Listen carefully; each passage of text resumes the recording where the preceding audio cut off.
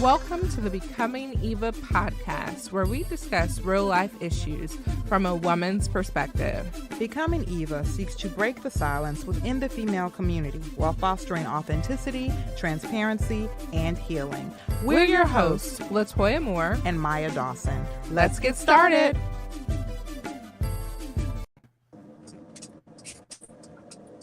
Happy Saturday. Hello.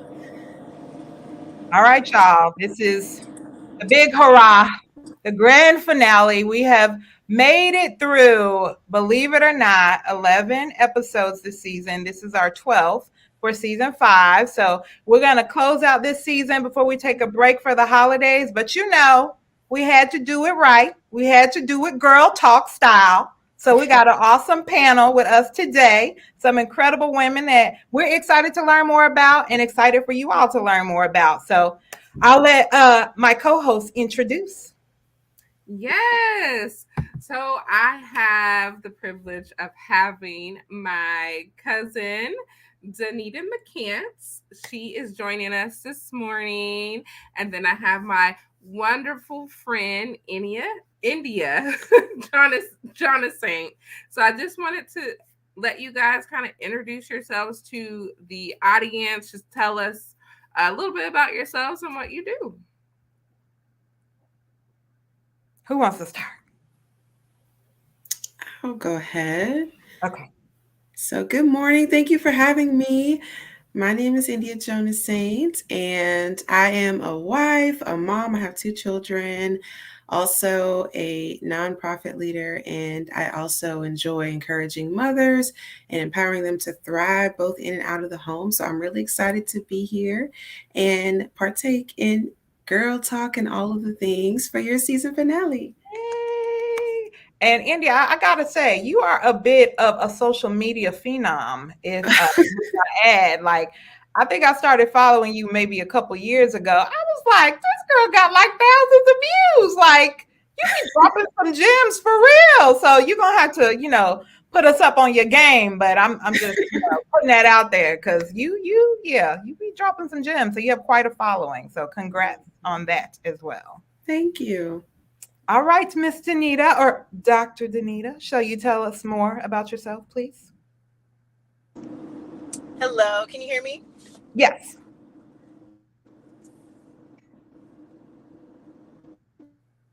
Hello. Oh, I thought we could. It broke up a little bit. I'm trying to come to a stopping place. Can you hear me? Yes. Okay. My name is Donita McCants, Dr. Donita McCants. I am a veterinarian and I live in Orlando, Florida. I'm also a mother, now business entrepreneur, as well as do a little bit in the community with the kids, a little bit of social media as well on Instagram and Facebook. So we're pretty active out there. We like to give a lot of advice as well. And with the kids, we talk a lot about mental health and things like that in the community, as well as when it comes to growing up and school and everything like that I've been through. So I like to help the youth as well so that they know what they can do. That's what's up. Awesome. Excited to have you. We actually had one of your colleagues on earlier this season, Dr. Camille Grant, talking about her life as a veterinarian as well. So I love the fact that we'll get to hear your journey as well in that realm. So cool. All right, ladies. So we're actually going to talk about kind of like a recap of our season. We started off the season talking about Enneagrams. So we're definitely going to dive into that. We did the month of October. We did our Becoming devotional and just the evolution, our personal evolution. And then we had some incredible hosts or guests come on and talk about their evolution as well. So we'll dive into that. But first, we got to talk what's trending. Okay. And so that's going to be kind of a mashup, if you will. Some things we've talked about earlier this season, but there have been some updates and in some cases, not so much. So we're going to dive on in. And first, we got to talk about women in music. This has been an incredible time for women in music. We had new music from Lizzo, new music from Beyonce, new music from Rihanna, new music from Taylor Swift, and they are like doing their thing. So I'm gonna hone in a little bit on Queen Bee. Of course, she's not called Queen Bee for nothing. So we got to talk about Beyonce. And I know Toya and I did a review of her album Renaissance earlier in the season. And if I'm honest, it was right. It was vibey. The beats were dope sonically, but the content, I was like, I'm gonna need you to do better, especially as a wife and a mother now. But all that to say, it was okay. And then all of a sudden, Cuff It dropped, and I was like, this wasn't on the album. Where Cuff It come from? And people doing the Cuff It challenge and everything, So I'm just curious if y'all have any feedback, if you've heard anything from the new Beyonce album, if you've heard the Cuff It song, if you've done the Cuff It challenge, any thoughts, any feedback? I have not done the Cuff It challenge. I don't think. Do you know what it is? You know what I'm talking about? Okay. I'm not going crazy. Okay. All of that, yes. Yes. I don't think I'm gonna participate, but it's cute if y'all want to do it. Tell me, I'm just curious. Tell me why you wouldn't participate. I don't know. I just the lyrics to it. I'm just like, I don't know if I'm gonna be dancing to that. Yeah, I got you. What are your thoughts on the lyrics? It's not for me. I like to go out and hang out with my girls and have fun, but I don't know about using all of those terms. Like maybe like in my college days that might have been like, okay, let's see what you like, but I'm a very, very grown woman with kids, and like that's just not my scene. So it's interesting. Maybe maybe I need to just go back and look at the lyrics. But when I listen to the song, to me it sounds, because it's Cuff It, it's cuffing season, of course, with the holidays coming up, you want to be booed up, whatever. To me, it sounded like a song you could sing or would sing to your significant other. It didn't seem like a girls' night out to me, but I could be wrong. So I don't know. The Cuff It challenge? Well, the Cuff It challenge is a dance, isn't it? But it's to the song. Yeah, that's what I'm saying. The lyrics of the song to me seem more like something you would sing to a significant other versus in being out with your girlfriends. But I could be wrong. Like maybe I need to go back and maybe I've been watching the wrong Cuff It challenge videos, but I didn't gather. I think it's the chorus that they're using because and the videos I've seen, like it is majority either groups of friends, maybe they're out for girls' night or something. There are some other group, like maybe work friends, etc., that may do it. And I've noticed some people change that first part because they don't want to come out. We're about to get effed up tonight, Yeah, that's the ones that I've been seeing. It's like, got it. Effed up tonight. I'm like, got it. So maybe it's we're going out with our girls to get cuffed up. Is that to get cuffed? You know what I'm saying? Like might be fair. Maybe the intention of the song, probably. Yeah. Okay. Yeah, It sounds more like a party song because it's very upbeat, upbeat. Gets you excited, and that chorus is very catchy. Yeah. Okay. But it was more of a marketing ploy. Always. So I did it, and that video actually got the most. Oh, we lost you. Channels. You can't hear me? It broke up. You said that video got the most something. Most views on her channel. Oh, dope. Okay. Yeah, I mean, I figured. Can you say, was there anything? But the lyrics, though, to your point, is about being out with your boo. I'm home, but my internet is. But I was saying the challenge, I did it during the peak time where you pick the challenge when it's the highest, then you'll get more views. That was the only reason I did it. So So you did the Cuff It challenge? Is that what you're saying? Yes, I did the challenge for my business page. Oh, dope. I get so it Yeah. is a good marketing ploy that way as well. Yes, It you're was a absolutely right. marketing ploy. Yeah. And the person I did it with, she doesn't have rhythm, so I think it was funny because people I had rhythm and then she didn't have rhythm. So I was like, come on this way. And she's like, and I'm like, no, this way. So then on the video, everyone's like, good job, Katie. And I'm like, now I have to go back and watch it. It's on Instagram. Oh, that's funny. That is funny. Okay. I'm glad. Okay, thank y'all for clarifying. I get the girls' night thing now, what you're talking about, Toya. And then for That's me, all I saw in the lyrics. So But the lyrics is about falling in love, though. yeah, you know what? Cuff it, Yeah. the cuffing season thing. So that's all about getting booed up. So that's why I was just Yeah. taking that title and going with that. But to your point, the beginning of the song is we going out with our girls, blah, blah, blah. Yeah. But I think the goal is to get cuffed while you're out because it's cuffing season. So got it. so, but yes. All right. So that's Queen Bee. All right. Still doing her things. And actually, I do have to give her a shout out because she has officially she surpassed her husband. And I want to say everybody else as far as having the most number of Grammy nominations. Wow. Check and see who has the highest number of Grammy awards now. But she definitely has the highest number of Grammy nominations for based on the 2023 Grammys. So we'll see. A lot of people are saying this could be her year as far as, getting a lot of awards and all that good stuff. So, but I think this song was kind of her saving grace because the album to me was okay. Like the single Break My Soul was cool. And then when she dropped the album, I was just kind of like,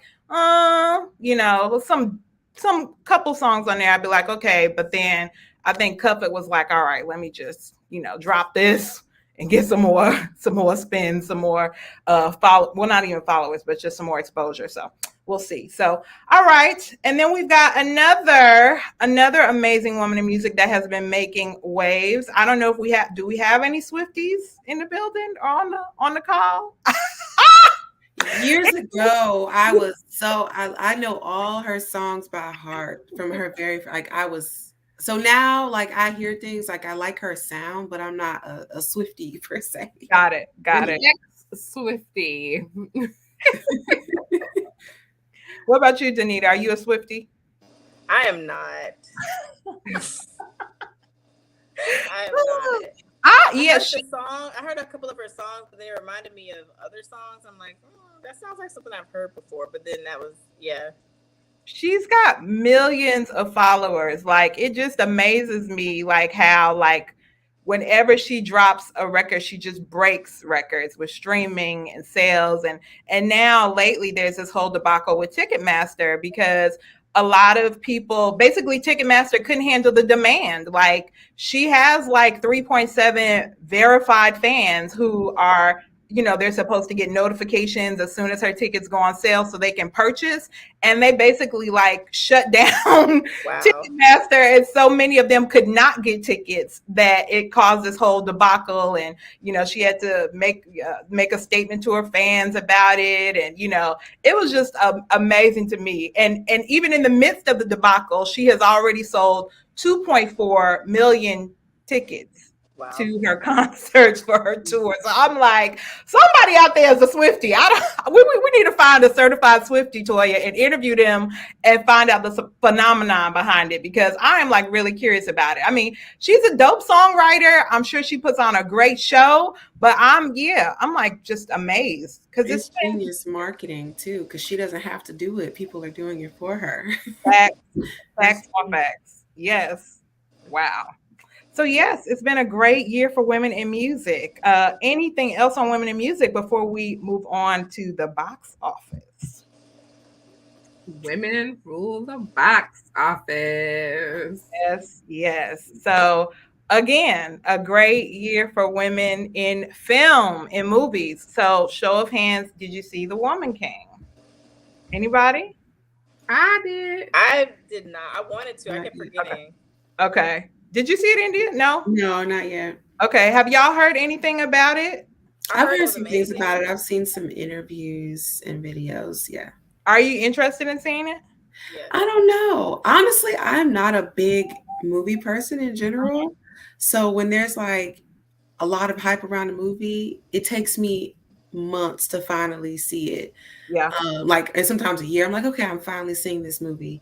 Yeah. So I feel like the pandemic ruined that for me because before then we would go to the movie theater, see what's out latest. And Mhm. now I've gotten so much out of that where I'm like, oh, it's a new movie out. And I hear everybody talking about it, like, it was amazing. And months later, here I come finally watching it. Right. Look, and you're a mommy land too, so I'm sure time is a little slimmer these days. Yeah, Yeah. it's all good. Now, Donita, you said you wanted to see it, right? I do. Tell us why. Well, I forgot her name. The same person that's in Wakanda Forever. I remember her from The Walking Dead, and I always liked her character. Oh, Deny. So she's kind of one of my favorites. Is she on that? I don't know if she's in that movie. I don't think Yes, I think she is. Denai Gore. Denai. I don't know if I'm saying her name right, but you Yeah, like she's her. kind of that. She has that like powerful woman. I love her. Yeah. Mhm. So yeah, it was a great movie. So y'all check it out if and when you're able to. I think it was great to just see women in that aspect, like as warriors. So, but Toya, what did you think? Oh, I thought it was amazing. I don't want to give too much away. I felt like doing like some of the moves, and I was like, yes. I was getting into it. I loved it. Yes, it was awesome. So put that on your list. All right. And then, we got to ask, has anybody seen or heard any feedback on Wakanda Forever? Any show of hands, have you seen it? Have you seen it? No. You already know my answer. Well, And that just came out. I'm surprised Donita saw it. Okay, that's I what's saw up. it last night at 6:30. Well, Like, okay. I literally was like trying to rush home to go see it with my son. So, yeah. Well, we had a scheduled We did. time date to go see it, and then each person like sent me a text or told me separately, hey, just so you know, I'm going to see it like this weekend. I was like, what? Everybody's going to see it before our scheduled date. So Yes. Note to self, if it's a blockbuster movie, we need to schedule to see it opening weekend. For me, I'll tell you, I'm the complete opposite of you, India.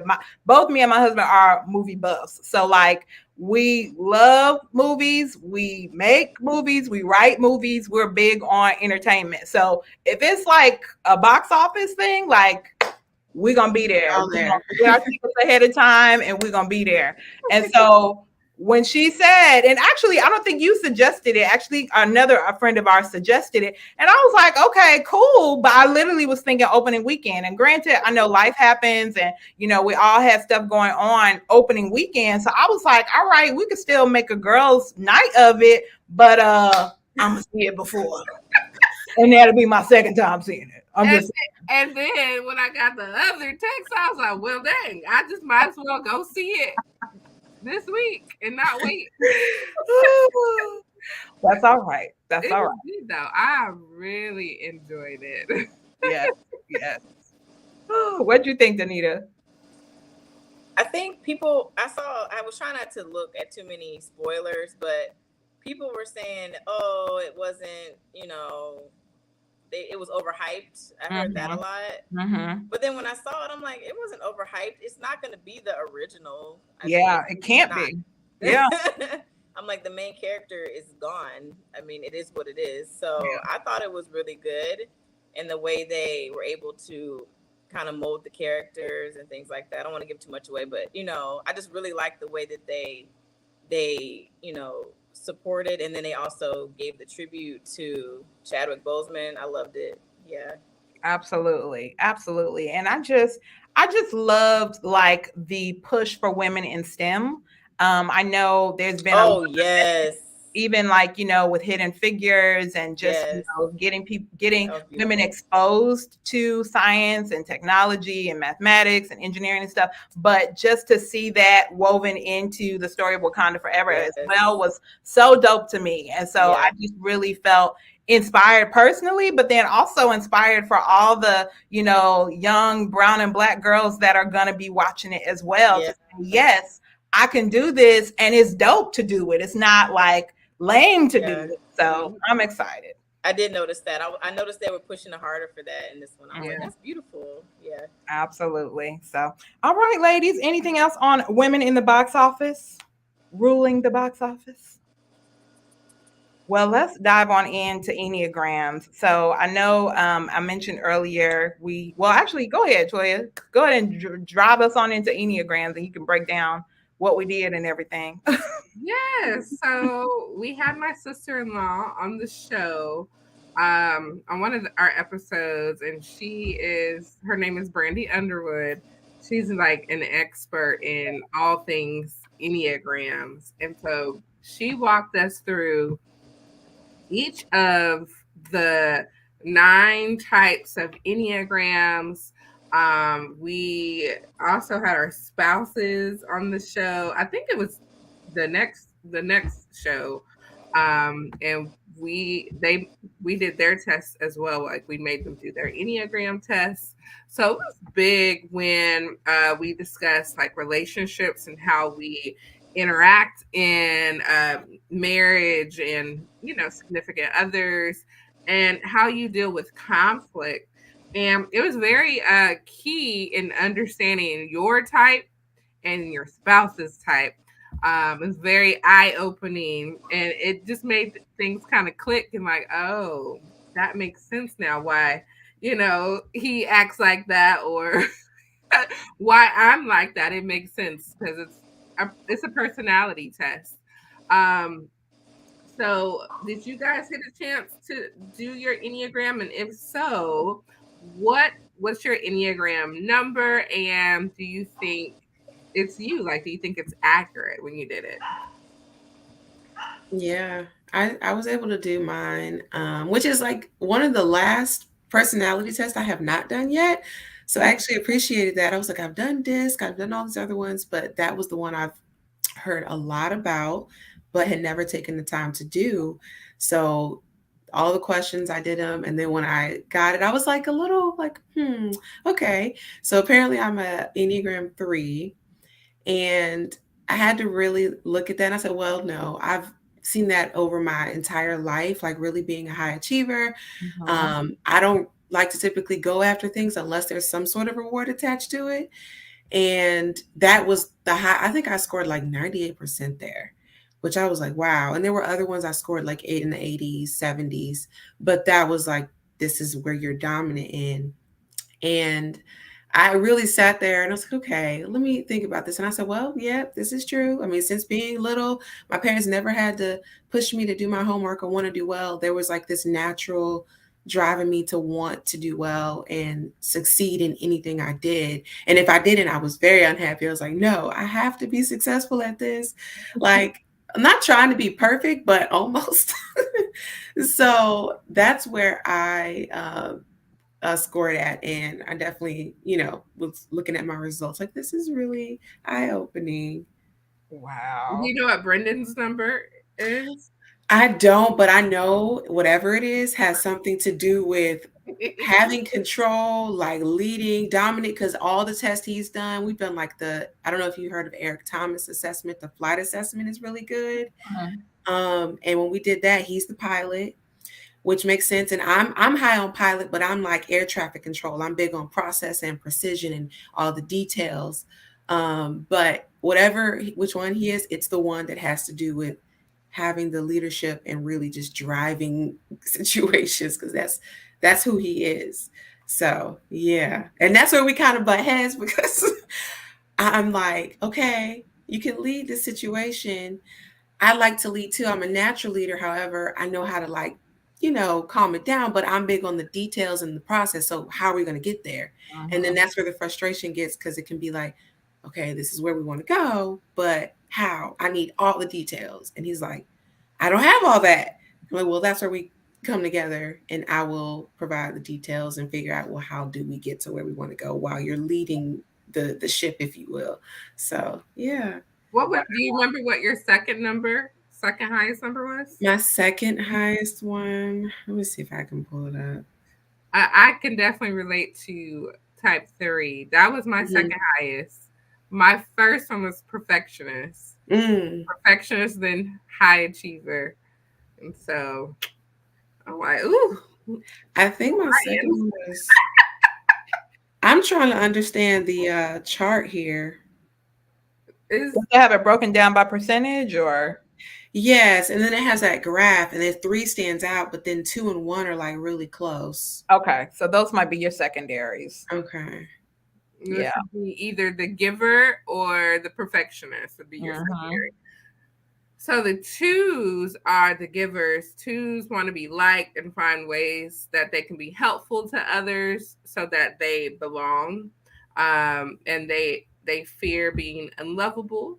So that's more of a 2. And then a perfectionist is kind of like, self-explanatory. It's like, super perfectionists want a lot of emphasis on following rules, doing things correctly, and one's fear being imperfect and can be extremely strict with themselves and others. So that's more of a 1. No, Yeah. Which one sounds more like you? I think the one of like wanting to help others and be liked and doing that, so that happens, because I do that all the time. But one thing I don't, that because there's like, I think one of the questions is like, what's something maybe you didn't agree with? One thing I'm struggling with is that one of the weakness, because of how high I am on those, was deceit. And because I want success, sometimes going about it superficially, and that I may be vain. And now I will say, way back in the day, yes, that I was like, yep, I can't even sit here in front. Like, I definitely struggle with that. But where I'm at now, I'm like, I could see being prone to that as a weakness, but I feel like right now, that's not something I'm worried about. Like, I'm really, because they said you may struggle to have real meaningful relationships. I'm like, no, I don't feel like I struggle there. In the past, maybe, but yeah, that's one thing I was like, And that's okay. I mean, I think the beautiful thing about it, and honestly, there's so much more to the study of enneagrams, but as you evolve, your yeah, personality evolves as well. And so, like you were saying, you could have seen that maybe as a temptation or a challenge, when you were younger, but it's not now. So, which is great, quite honestly. So, yeah. Yeah, and then it goes into even more details about being like healthy 2s or a healthy 3 versus an unhealthy 3, and then it offers like tips and strategies when you're in relationships with certain Enneagram types. So you may want to have Brendan take the test so that you can kind of research and look into like, some things for conflict resolution when you guys do have conflict and different things like that. Yeah, definitely. I know it was eye-opening for me and Ryan because he was like, oh yeah, that makes sense. Like, you chill out with some of that, like that makes sense. You're a perfectionist. And Ryan is so like chill and laid back and not super detail oriented, so And you're like, this needs to be perfect. What are you doing? like, wipe this off correctly. But I think we've kind of over the years we've kind of learned how to adjust to our personalities. I've chilled out like a ton with some of my perfectionist characteristics when it comes to certain things like cleaning. Like, we got 4 kids, like I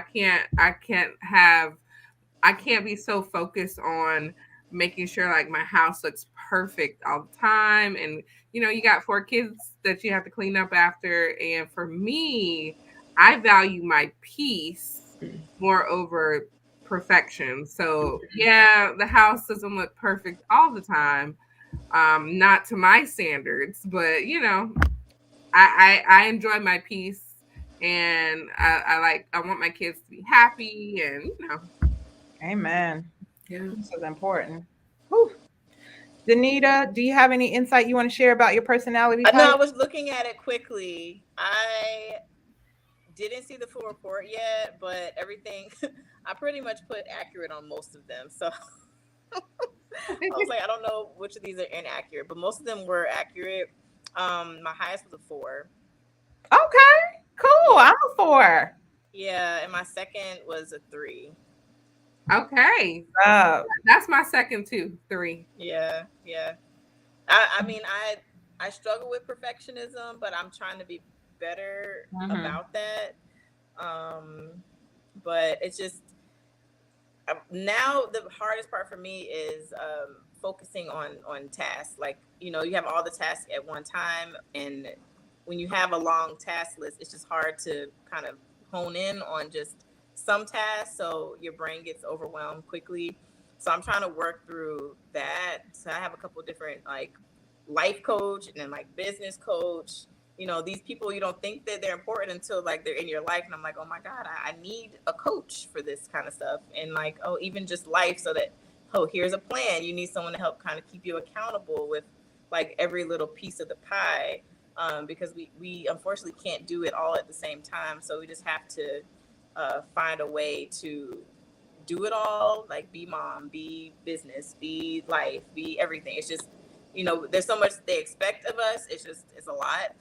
Yeah, So having more insight on that and knowing what you need to succeed is really good. that's awesome. Did you feel like, well, and for those that don't know, the number 4 is the romantic or the individualist, tend to be very emotional, tend to be very artistic, creative. I was going to ask you, do you feel like that is accurate for you for your number 1 for your primary?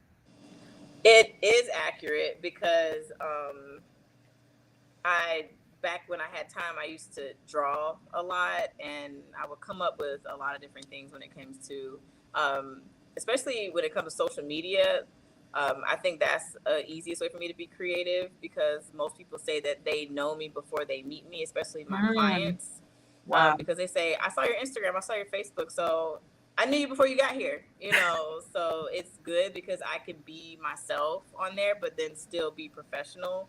So I think it lets me be a little bit more creative on that outlet, and then I can play on Canva and put stuff together versus, I have social media people that do those things, but Mhm. it's hard for them to be me and have the essence of what you want versus you just doing it yourself. So Yeah. I think that definitely lets me be pretty creative for sure. Um, yeah, Yeah, I love playing on Canva. It's really fun. yeah. It It's gets overwhelming, but I love Canva. I really do. I Hmm. really do. But I think the creativeness is in our genes, and I think you were gone when I was telling them that our dads are identical twins, and we are like half sisters as well as cousins, and both of us are creative people. yes, yes, yeah. It's weird, like, when your cousin is the other twin, so you feel a little closer when you feel different things. I don't know. It's a little bit different when it's the other twin. People are like, is that your sister? Even, like, my fiance Joe, when he saw a picture of you and Brittany, he was like, you're just brown. You're, like, darker than her, but y'all look alike.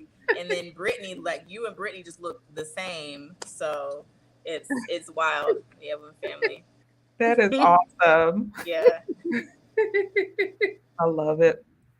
I was going to ask, do either of you have any tips or best practices on conflict resolution or getting along with people that are different personality types? Do you feel like you attract people that are like you or different? Like, just kind of dynamics on dealing with other personality types. Patience. Mm, I listen more than talk a lot of the mm, time, and then I preach. wait to interject.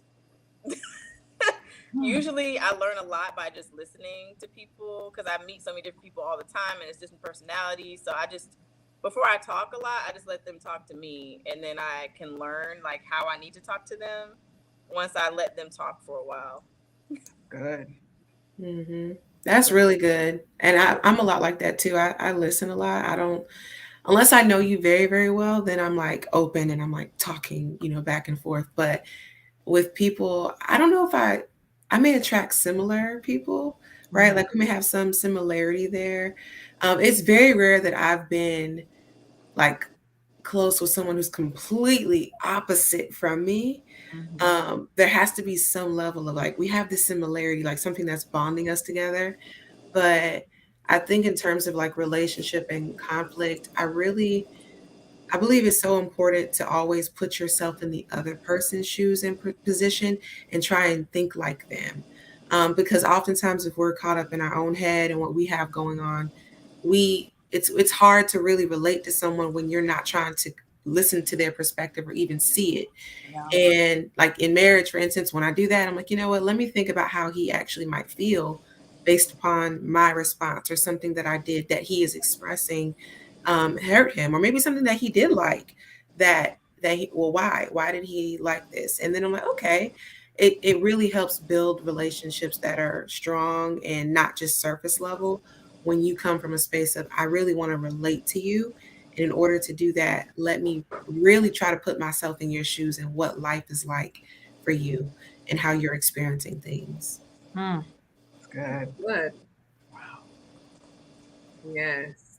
And I would say India, I think um when we met, I think it took us a minute to kind of warm up, but I think we found that we had more similarities Hmm. with each other over the years, and so I could definitely say, yeah, I think I might be drawn to people that are more similar to my Enneagram type as opposed to someone that's like polar opposite of me. Hmm. Yeah. Yeah, I agree. And then it was like when we first met, Brendan, he's just bringing me over to your house, like, hey, I want y'all to meet this woman. I'm like, where we going? And when I think back, I'm like, I was actually kind of crazy getting in a car with a man I had only known for a couple of weeks, and he's just taking me to somebody's house. But I like really trusted him. I'm very discerning, so I didn't discern anything crazy. I was like, okay, but I was so nervous, and I was just quiet, listening. And as time went on, I was like, you know what? I really like Latoya. Like we started laughing and Key, I was like, oh yeah, there's some similarities there. Like we laugh at the same things. And it really helped like open us up, to each other and actually build our own friendship outside of them knowing each other. But yeah, there definitely are similarities there. Yeah, I know we're both foodies. We like Yes. we I like tell you to all the time. try new restaurants and Foodies is the best. I feel like I'm like listening, like, I don't know if I've heard this story before. I feel like I need the full story on that one. I love it. I can see that though with Latoya, because when I first met you, because we met later, like when you were in college and I was like barely out of high school, and you were kind of like standoffish, like I don't know these people, because I think you were just kind of new into like the McCants world. This is true. So she's I like, didn't know these I people. already don't even know about these people. That is the thought that But was then I was going like, in my head. Yeah. But then we got close, and then with my mom and everything, and I'm like, okay. But from like just from the distance, you do not just let anybody like into your circle easily at all. So, but that's how you should be. I was gonna say this helps me so much because I really thought it was just me. I really did. I thought, okay. That straight stern face. Yeah, I was like, I just thought the wall was just for me, but it's for everybody. That's so for everybody until it's okay, let me let it down. Okay. All right. But once the wall is down, it's down. That's beautiful. Okay. I feel so enlightened, y'all. Thank you for helping me like process through this. Like, okay, this is really good. I'm sorry. I've always been like that. I don't know. It's just intrinsic, I guess. I don't know. I think it's good. Like it is good. That's how you good. are. I'm sometimes I'm too trusting. So I'd rather be less trusting, but I'm like, oh, everyone's gonna be okay. And then I'm like, oh no, they're not. And then it's too late, So So I was standoffish with the family. All right. I didn't know that was the perspective. Thank you, Donita. Not with us, but I knew where it came from. You were like, let me see first, you know. Yes. I I, love it. I like to observe and listen and like kind of gather my information about the people before I feel like, like, yeah, you're all right. Versus like, we gonna be associates. Hey, how you doing? See you at the reunion. It's funny. Wow, y'all. All right. Anything else on Enneagrams before we transition into becoming? All right, let's go into becoming. So this season on Becoming Eva, we had a lot of wonderful guests join us, and they really walked us through their journeys from like maybe from their personal relationship with God and their journeys into their careers or their different businesses. And it's just been very impactful listening to other women's journeys and some men, other people's journeys over life and just sharing those different milestones. And both of you have some very interesting journeys and careers and different things that you do. So we want to kind of dive in a little bit and kind of discuss like some of those milestones and career choices and things like that. But first, we just want to know, when did you start developing a personal relationship with God, and how has your relationship changed or evolved over the years?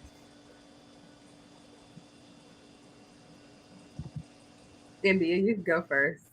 Okay. So I first started when I was much, much younger. I don't feel like it became something that I seriously took into consideration until maybe elementary school, because I grew up as a baby, like that's all I knew. And then it hit me like, wait, like I have this decision to make. It's not up to my parents or anything. There's actually a relationship I can have.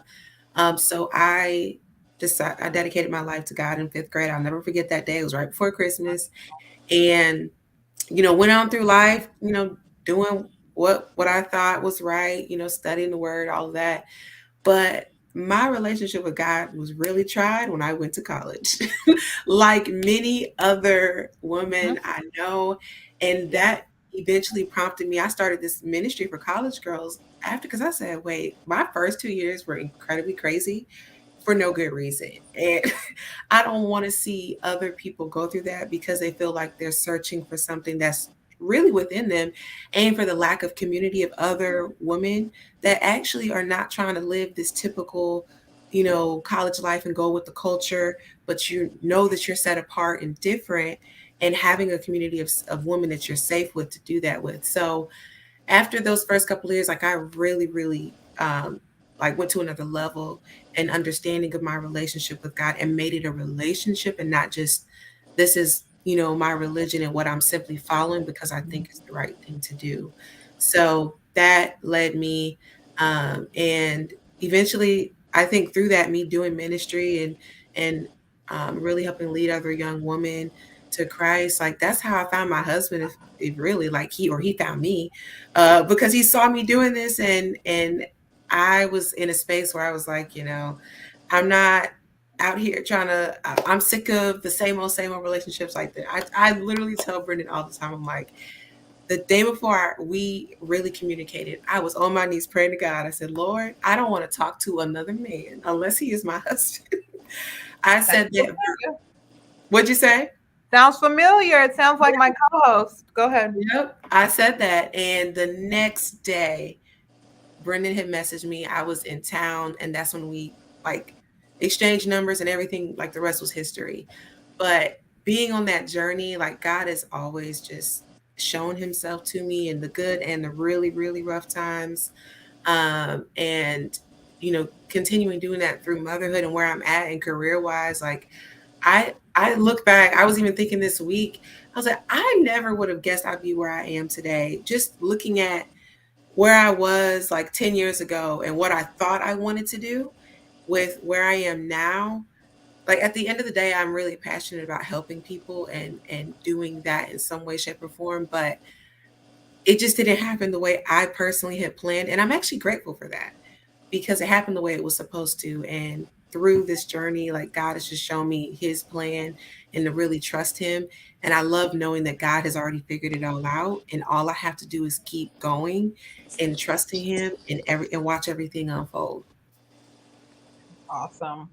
I just wanted to share that's amazing about the college ministry and the fact that you took it upon yourself to create a safe space for women that, knew they were set apart, knew that they were different and did not want to compromise while they were in college. So that's awesome. Can you share the name of the ministry or?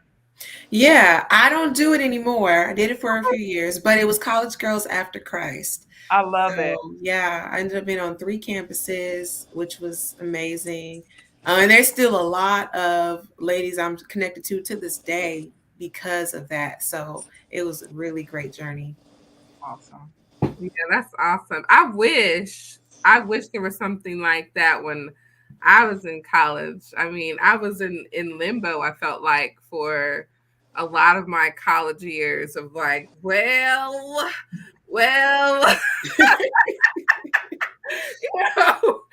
let me just go out and Mhm. experience life. And then, that got old like real quick. And I was like, man, is there anyone else out there like me? Mhm. Like in limbo. I just felt like I was in limbo for a lot of my college years. What about you, Donita? Do you want to share?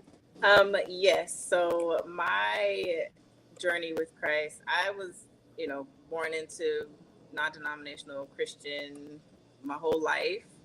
But I did not accept Christ until I was probably about 12 or 13. Is when I got baptized.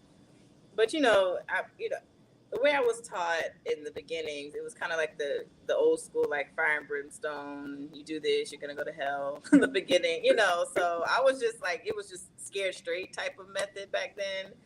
But I understood when I was younger. I was like, yes, But then as I got older, I kind of strayed away from that because I'm like, well, how much of this is like, So by the time I got to college, I went further and further from what I knew. And then it was like I got older and I went further away. And then I got a little bit older and I got closer again. It's kind of went like this. I went back. And then by the time I was like getting close to the end of college and I transferred, I got closer again because my college roommates, we all went to the same church and all that kind of stuff. So we Bible study and everything together. So by the time that hit, I started to get a little bit better, like in my mind, because I was just all over the place trying to figure it out. And then vet schools where things shifted because then I strayed again and there was a child, so there was that. I had him when I was a junior, but it was a test because God was like, well, now you have this child, what are you gonna do, but it was in the beginning, I felt really bad and I felt like my mom was going to disown me because I'm like, oh my God, like we never even had a sex talk and now there's a baby. Like now, how does that work? Because, I don't know if that's good or bad, maybe, because we were like heavy Christians. It was always like, just don't do it before marriage. Like maybe that conversation should shift a little bit. Not saying do it, but maybe there should be a better conversation about it versus I can't have this conversation openly with my parent type of thing. So that was one thing. But by the time I got done, the biggest shift was as I was starting to go back up and down this roller coaster ride, with God and in and out of his life, and I feel like it was like a tug of war. Like I want you, we're back and forth. But 2020, I don't know if this has happened for anyone else, but 2020 was like the rock bottom for me, where I just felt like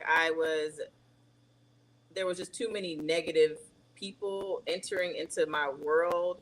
And I just felt like I was allowing more than I should have at that point, versus before I was a little bit more strict about what I was allowing and what I wasn't allowing.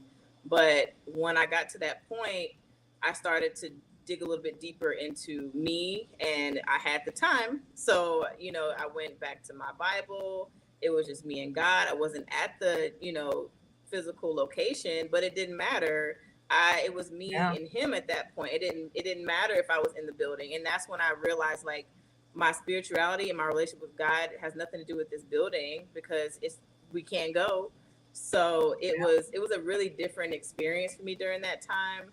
And at the end of the journey, I, worked through the things that I was going through in my life. I worked through the bad relationships I was allowing into my life, and kind of like similar to what you said, I decided, I was like, you know what, I had a man cleanse, and I was like, I'm just not talking to anybody else at this point, and I'm going to set myself up so that I can receive my husband. And I was like, I'm not going to allow this anymore. So I kind of was allowing a few things, and eventually I cut everything off that I was allowing into my life. And then I honestly sat down one day and I just started crying. I remember it was like either December 31st or January 1st of 2021, and I got down on my knees and I prayed to God, and I just said, God, I think I'm ready. Like, I'm tired. I think I'm ready to, receive my husband. I'm ready to hit this next stage of my life, because I think I am ready to receive my husband now. And I had a whole conversation. I'm crying on my knees, and literally 2.5 to 3 weeks later, I met my future husband. Wow. And that's what happened. And I was like, what? And it was that's literally what happened. And that's where the story continues. And then he came into my life. He supported me, supported the business. He quit his job to help me, like, start the business for the first year. So he laid it down and helped and supported me, and was there for me, where we both kind of grinded through the first year. And then he finally went into his career and what he wants to do. So it worked out. And then we're looking like, look at where we are now. Like, you sacrificed, I sacrificed, and now all of the sacrifice is starting to pay off. So it's beautiful. Yeah.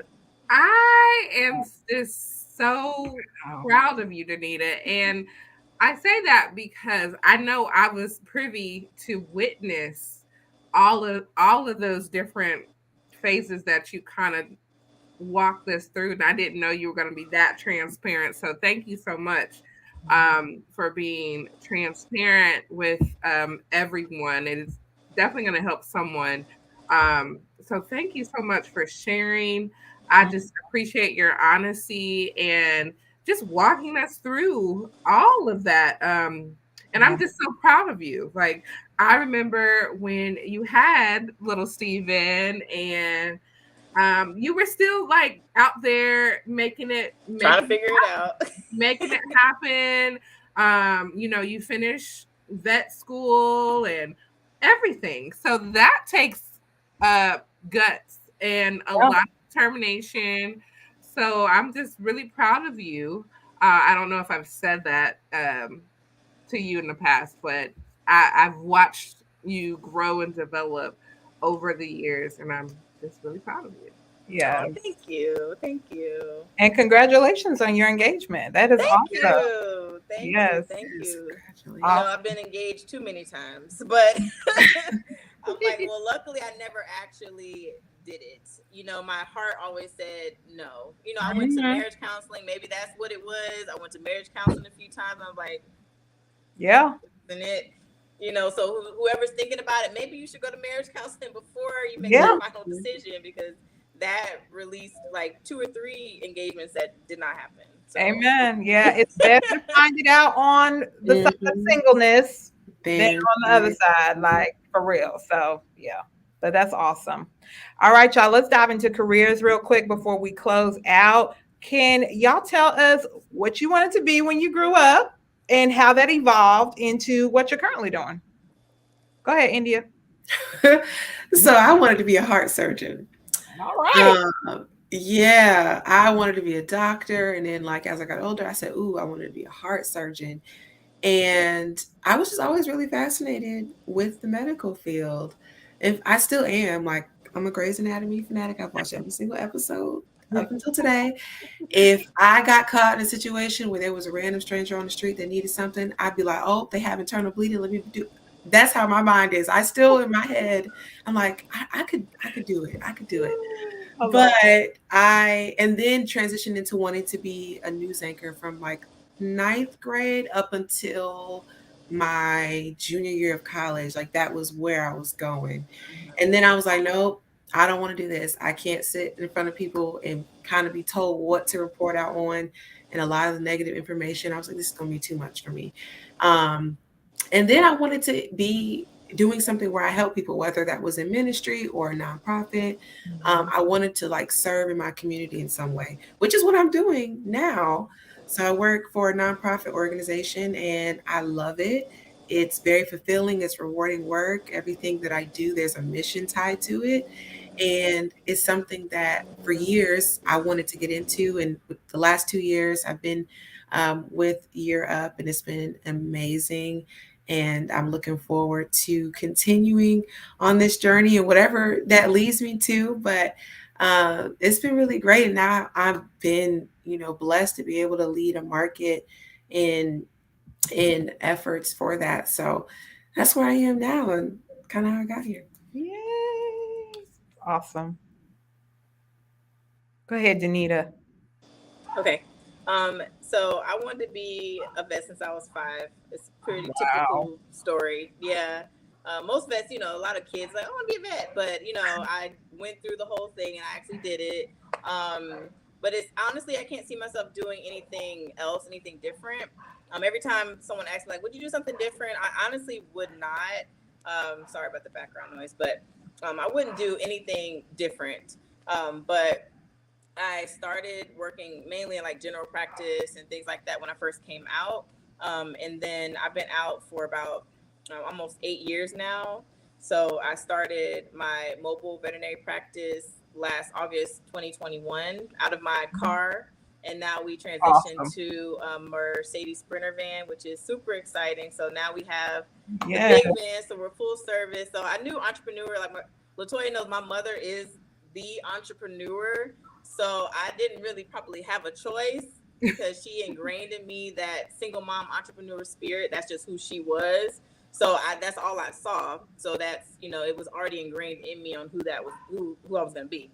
So that is kind of how my story is, and we're doing really good now. We are serving Orlando. We're out here in the community because we're little sprinkles in the dust because most people have never seen a Black veterinarian. I went to Tuskegee vet school, HBCU, so that's where I went for vet school. So even there, it was different because everyone is African American, that or majority. But then when you come out into the real world, you see like, hey, you're still the minority. So when I'm out and about, I still have to remember when people see me, they're like, oh, and they don't realize that, and they're it's like a double. You're a woman and you're a woman Black business owner. Like it's just like what? So it's good, and then I also get to go and tell the kids and go speak at different events to kind of get more awareness that hey, you can do this and things like that. So Yay. I love that. That's amazing. It I was is. going to say, can you tell us a little bit about what your mom does? What her business is? my mom, Mhm. oh, she's what doesn't she do? She does a little bit of She everything. she used to be a cosmetologist like back in the day. That was her first venture, and then real estate was her longest thing that she's done now. But she's kind of dipped and dabbed because she'll do like telemarketing, like the not telemarketing, the network marketing companies and things like that. So she's done a little bit of everything. She is that person like that can't really hold a job. So like she'll try to get a job and she'll like, oh, I had to quit, So that's I want you something else. she's like, I had to quit. I'm like, you had to quit, but that's her. Yeah. I love it though. She getting it done, getting it done. So wow. So can both of you share where you see yourselves or where you would like to be or something that you're pursuing, I would say for like the next phase of your career or season of your life in general? That's a good question. So for me, I'm still in a space of like processing because there's so many new things that have happened within the last year of my life. I'm like, okay, here I am. But I want to get really great at what I'm doing now. So right now I'm in this learning process. Like I want to learn as much as I can over the next couple of years.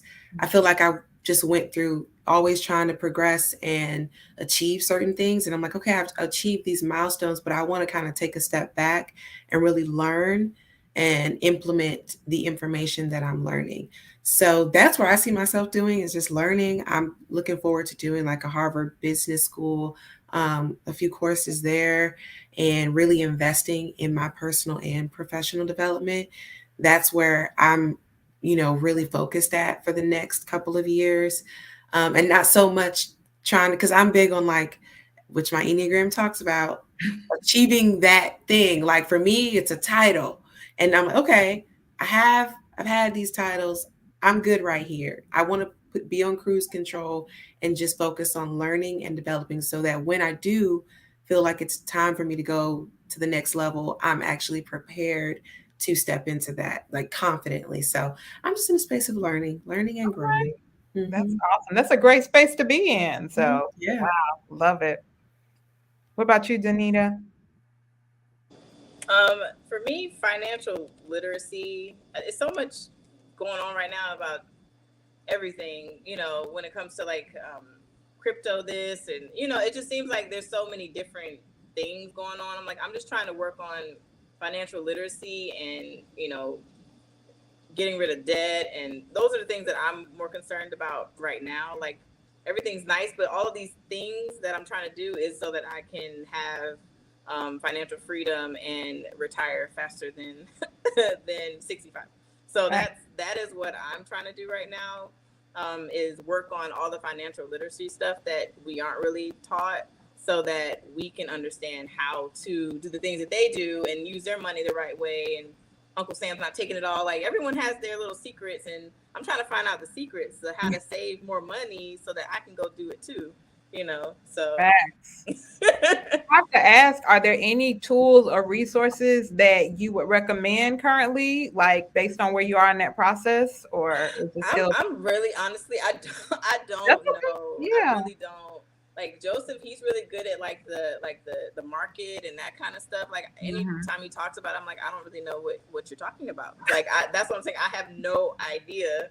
So I accountants, like those people, like I try my best to be a little bit in the loop of what's going on money wise. Cause I'm like, I really feel like I'm really like literal, like I have no idea. Like as far as like financial literacy, I don't have enough. So I really need to work on that for sure.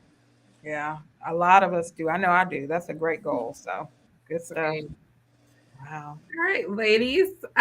We're moving into our noble characters section of our show, and we wanted to know if you all had a woman of noble character that you would like to recognize, maybe someone in your community or someone that has inspired you. And if so, do you mind sharing with us? Yeah. So mine is, it may sound a little cliche, but when I was thinking about this question, I was like, like who do I want to share? But for me, it's definitely my mom because I feel like she doesn't or hasn't gotten enough credit for all that she has done and who she is.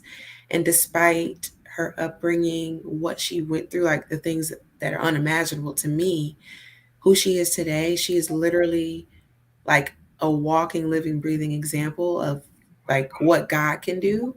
And you would just never know. And myself, even as a child, I've watched her transform and the things that God has done in her life and who she is today. And she's not the same person she was 5 years ago, 10 years ago, 20 years ago. Like she just keeps evolving. And she's, if you think of a woman that's just so graceful and influential in what she does, and just can be in a room and like people can just look at her and notice her for her beauty, not just outwardly, but her spirit. Yeah. Like that's her. And she's someone I always have in my mind. I'm like, I want to get to that level of just like gracefulness as a woman and being so, you know, clear and confident in who I am as a woman and who God has made me to be. Like, so definitely my mom, hands down.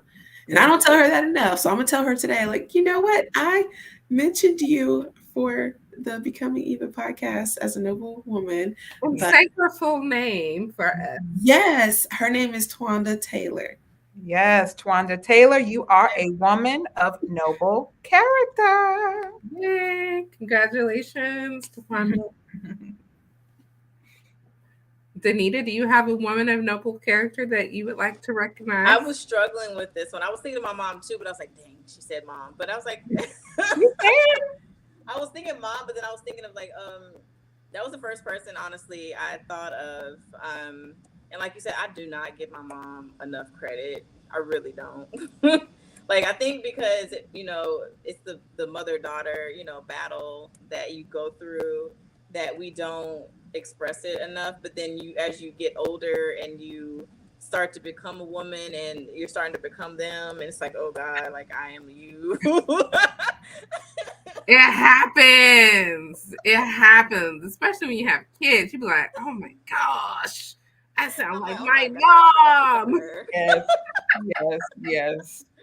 So I'm like, what better person than the person that you emulate and you try to be like, and even all the things that you went through, or we grew up, and I moved so many times, and we bickered back and forth about all that, but at the end of the day, all of those things, now that I'm older, I think about it, it made me stronger. It made me like who I am, and without those struggles, I wouldn't know what that feels like, and I wouldn't be as humble as I am now for everything that I do receive, that the Lord provides me, and all of that. I would not be where I am today if you didn't have those struggles and those problems. So.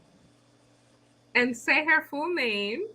Her name is Celestine Taylor Karina. All right, Celestine Taylor Karina, you are a woman of noble character. Yes. I love it. Shout out to the moms for real. Because like y'all said, they do not get enough credit. So we are happy to give them all the credit that they deserve. So yes. Thank you guys so much for joining us this Saturday for our Girl Talk season finale.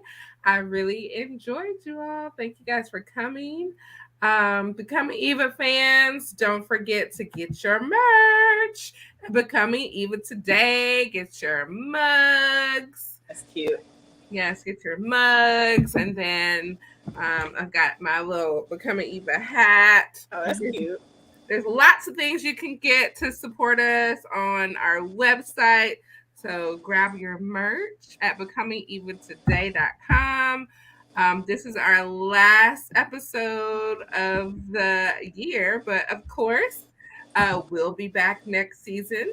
We'll see you guys next season, and want to say happy holidays to you all. Don't forget to subscribe to our YouTube channel. Follow us on Facebook, Instagram, and Twitter at Becoming Eva Today. See you guys next season. Thank you. Thank you. bye, y'all. Bye.